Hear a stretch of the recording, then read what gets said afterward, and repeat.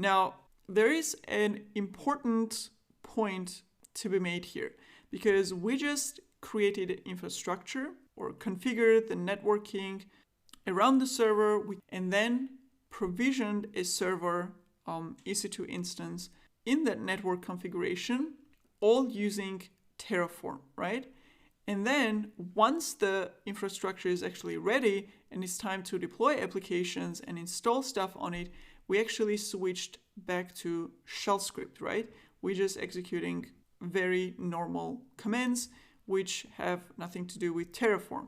So the point here is that once the server is created, once the infrastructure is there, Terraform doesn't help further with installing the tools, or in this case, installing Docker and configuring our server any further.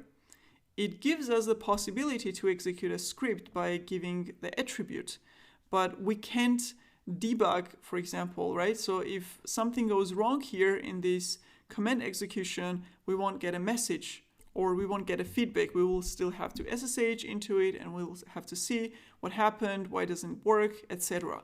And also, you need to know shell scripting, right? So this is basically Terraform syntax, but you still have to know how to write shell scripts and how to execute shell commands. So there is no Terraform command or config on a higher level, right? So we still have to work with lower level commands. We don't have something like install Docker on EC2 resource, for example, or start Nginx container with these parameters resource. And that's where it's important to know what Terraform should be used for and where Terraform usage or use case actually stops. And I think this is a perfect example that makes it clear that Terraform is a tool for creating, configuring, and managing infrastructure.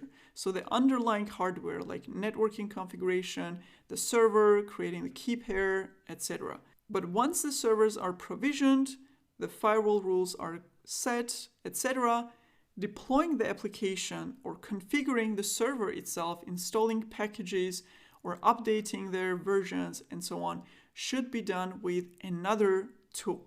This is where Terraform doesn't help us that much, right?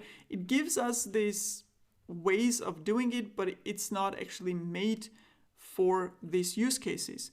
So the question is, what are alternatives? Or do you have to use shell scripting and you have to know how to write shell scripts? And there are actually other infrastructure as code tools.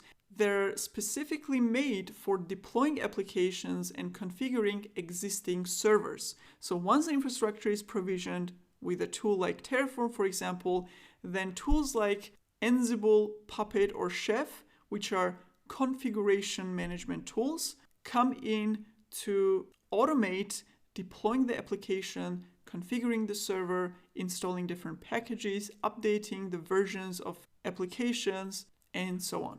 And this is also something that Terraform documentation states, that Terraform should be used for provisioning infrastructure. And if you want to then automate the further steps of deploying applications on that provisioned infrastructure, then you should do that with tools like Ansible, which is one of the most popular configuration tools out there for such use cases. So as you see, in an ideal case, where you have lots of infrastructure to provision and maybe you have very complex application configuration on that provisioned infrastructure, then in these type of projects, actually, it's very common that people use Terraform and then Ansible together to cover or to automate these two parts or two levels of configuration on infrastructure and then application level. And as I said, this example makes it very clear.